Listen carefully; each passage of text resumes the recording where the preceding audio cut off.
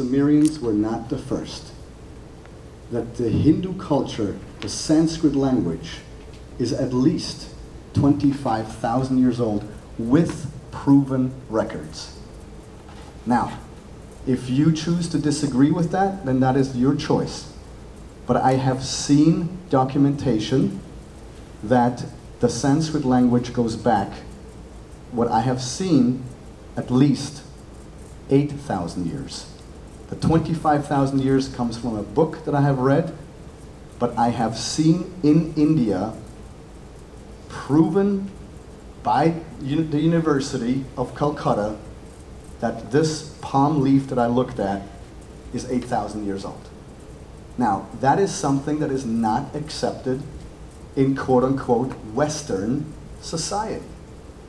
So therein lies the problem, that just because we smart Americans are saying that Sumeria is the first one, that's okay.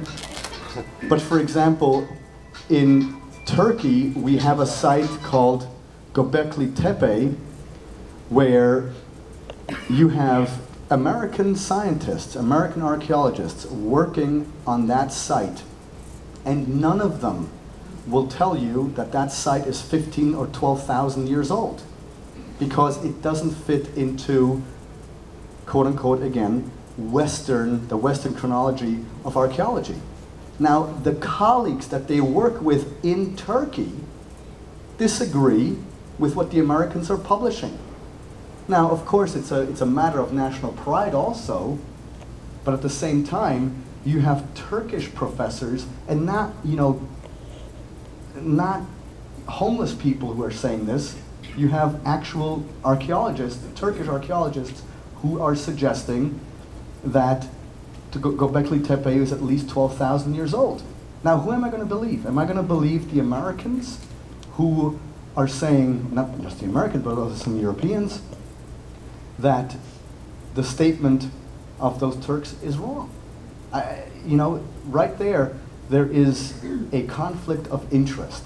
And now to return to the whole idea of the dragon or flying serpent question, you're correct in saying that I have said that our ancestors were not idiots.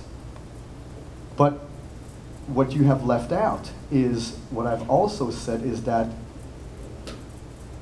the frame of reference, the technological frame of reference that our ancestors had back then is not the same that we have today. So, when they saw something up in the air flying around,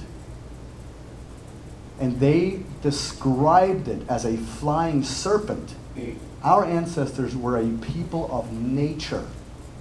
And when I say that they were not stupid, what I mean by that is, since they were a people of nature, very much in touch with nature, when they saw a snake on the floor, that was a snake.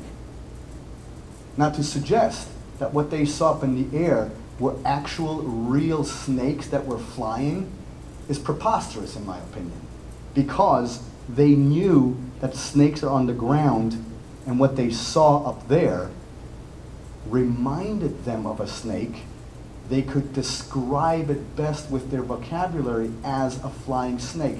If you go out in the open any day and you watch a plane go by in the sky and it leaves behind not a chemtrail but a contrail, and after about 10 minutes you look back up, you have a squiggly line across the sky. Well, if you don't have the vocabulary to say that's the contrail of a plane or of a flying craft, you'd be very hard-pressed to come up with something else. You'll say these are lines, or you could say they're flying snakes. So that is what I'm trying to bridge the gap, where you have these stories, these legends, where these snakes, or these flying serpents, not only landed, but their bellies opened up, and the quote-unquote gods walked out of the bellies of those snakes.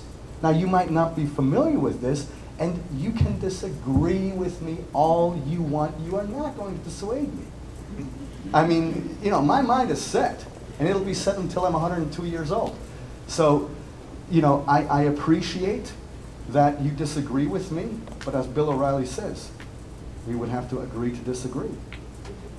Well, just back on the ancient records then that describe these flying serpents and dragons, which they actually worship as the gods in many of the cases. Correct. Not little people that come out of them, but no. Just because you don't know that there are records that do describe people walking out of Kukulkan doesn't mean that it doesn't exist. It's in the Popol Vuh.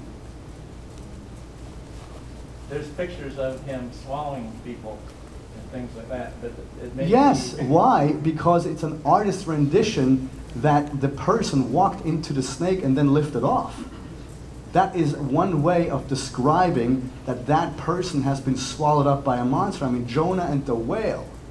Are we really to subscribe to the idea that Jonah was swallowed up by an actual whale and he survived for 3 days inside the intestines? Or could it be a story in which an event was described where what we have is possibly a submarine story where Jonah was inside a submarine? Because Jonah's whale was described as having bones or walls made out of gleaming bronze. And that is not in the Bible, because I was accused that I'm, you know, pulling these things out of thin air. The Bible, what we have today, is not the Bible of 2,000 years ago. You should look up what's called the Apocrypha, the apocryphal texts. It's called the Forbidden Books of the Bible, which used to be, the Bible used to be way, way bigger than it is today. And then during the Council of Nicaea, a whole bunch of these books were nixed. They were removed because, according to the people in charge back then, they contained too much information. They were too dangerous. And the reason why they were dangerous is because they contained too much truth. And so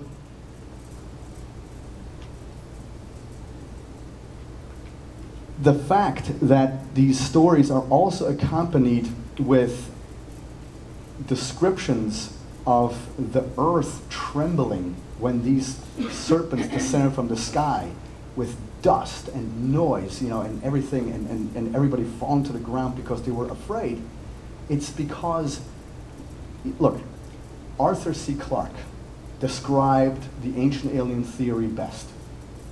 Any sufficiently advanced technology is indistinguishable from magic. All throughout ancient history, we have one story after the other about magic. Now, I'm sorry to break it to you, but kids, close your ears real quick. Magic does not exist. There's only one type of magic, and that is love. When you fall in love, when you have a child, when you give birth, whatever, when you become a father, that is magic. Everything else, Harry Potter stuff, does not exist. I hate to break it to you. Does not exist. So the fact that we have all these ancient stories about magic from the ancient alien perspective means that some type of technology was involved that our ancestors misunderstood as magic or something divine. Not because they were stupid, but because their technological frame of reference was way more primitive than what we have today. I agree with all of that. Next And question. Just to sum that up, I thought Bossk was cool, by the way. well, the point is, a lot of this, nowadays people want these ancient gods that everyone back then said were flying dragons, describing even how many toes they had, what they liked to eat. All of that's in those ancient records. But modern people have seen Star Trek. They want their aliens to be very humanoid. So these stories are being embellished to change what they really saw. No. They saw giant, according